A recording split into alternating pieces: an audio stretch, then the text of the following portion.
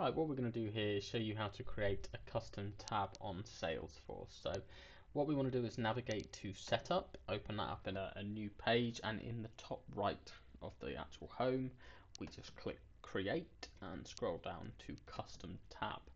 Now, to create a custom tab, you will have needed to create your own object first, otherwise all of the tabs will just be as standard for Salesforce. So create the object that you want a tab for, and then you have to search for the style as well. It's not particularly important, you can just select whichever one you want. And from there you click next.